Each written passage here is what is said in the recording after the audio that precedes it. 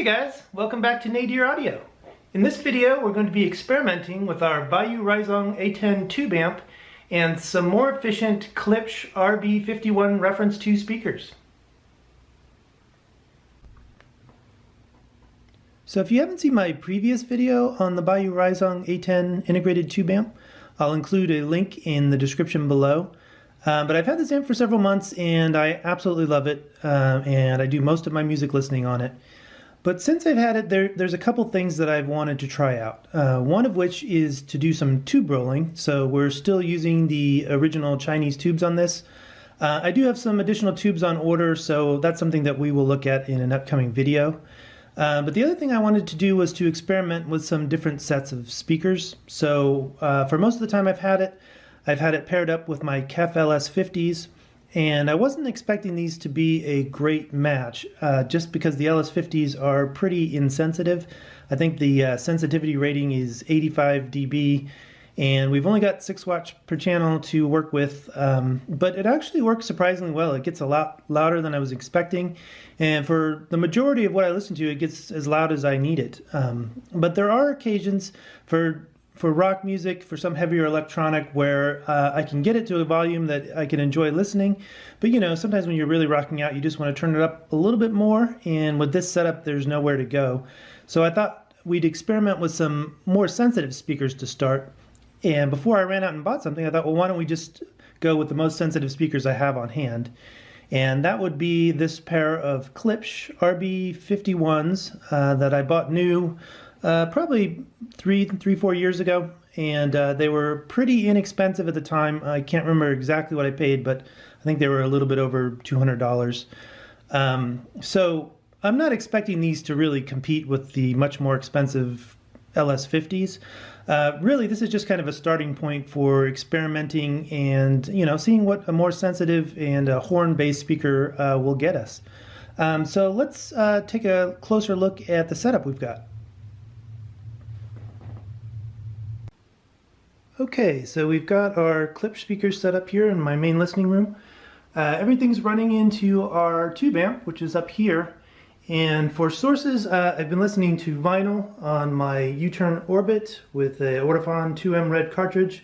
That's running into a Project Phonobox DC, which I recently reviewed in another review. And then that's going directly into our tube amp.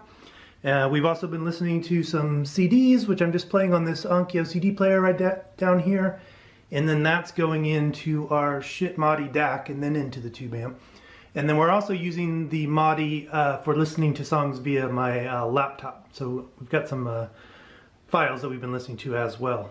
So yeah, let's talk a little bit about the setup. So I did experiment with moving the speakers around a bit. So with the LS50s, they're actually, you can really fine-tune them a lot just by kind of rotating them with the amount of toe in. I found that these Klipsch are not quite as sensitive to that, but they do make a difference where you place them, so I've kind of moved things around. But in the end, it actually ends up sounding best in almost the same spot that we had the LS50. So we're like 2 feet out from the wall, we're on stands, and we've just got a slight bit of toe in, and my listening position is about 6 feet away. But you know, we don't have enough toe in where they're pointing directly at me. We just have a slight bit, and that seems to work best. So yeah, let's talk a little bit about the music that I've been listening to. So let's start out with some of the recordings that worked pretty well with these Klipsch's, and that would be the sort of heavier rock type stuff that I listened to. So one album that I listened to that sounded really good was Tommy by The Who. Now that's a great album, and it's a great sounding album. But yeah, the first thing you notice is that extra sensitivity really does get you a lot more volume. I mean, with this 6 watts, I was able to get that thing louder than I would ever listen to personally, just based on my own listening habits.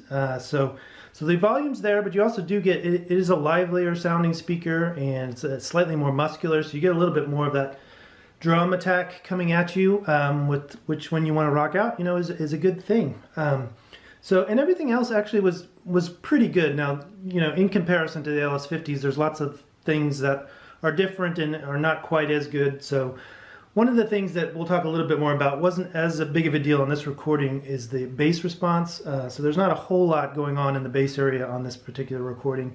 But yeah, these little Klipsch bookshelf speakers, not surprisingly, don't have a ton of bass response. And the LS50s, you know, when you set them right next to one another, the LS50s are actually physically quite a bit larger, and they do have a lot better bass response, and that makes it more of a difference on some of these other recordings. But you know, there's so a little bit of that tube body and warmth gets lost. You know, the vocals, Roger Daltrey's vocals are not quite as warm or full sounding, and you do lose a little bit of that high-end definition, you know, when Keith Moon is really banging on the open hi-hats or the cymbals. They do have a tendency to, you know, they can sound almost a little bit grating in some parts, whereas with the LS50s they sound more like actual cymbals. But these are real nitpicks. I mean, when you're listening, it sounds good. You know, I was surprised at, you know, this is the best that these Klipsch have sounded, so I was kind of surprised by that. So the next thing I listened to was Lotus's Nomad, the 2014 remaster. We've talked a lot about this in other videos. Now this one sounded great too, you know, when the Plant Your Root track kicks in, the drums really, you get that attack, which is nice, which you don't get as much with the LS50s. But on this one you really did notice that recording has really a great bass sound to it, and a lot of it is lost with this setup.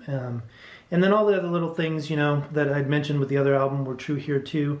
I also listened to Tortoise's TNT album. Now this is sort of rock and progressive, and some parts of it are fairly heavy.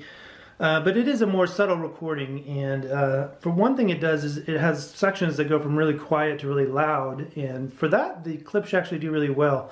You do get sort of improved dynamics with this. But all those subtle little things in the recording, a lot of that stuff is sort of lost, and sort of that warmth and body I'd mentioned too. The naturalness of some of the instruments is lost a little bit. So I did start to miss that a little bit from the LS50s. So when I started to listen to jazz, especially jazz on vinyl, that's when some of these things really started to become more noticeable. So I did listen to Take 5 by Dave Brubeck. I am very familiar with that recording. But I didn't realize really how full range that recording is, and so losing out a lot of that bass really does make a difference. And especially with this setup, I had talked a little bit about how the phono box can tend to be just a tiny bit bright, and losing that bass and having that slightly emphasized brightness on that particular recording didn't do great. The other thing is that, you know, we have a really nicely recorded piano in those pieces, which is a very complex instrument, and some of that complexity and fullness is getting lost, so it doesn't sound as much like a real piano as it did with the LS50s.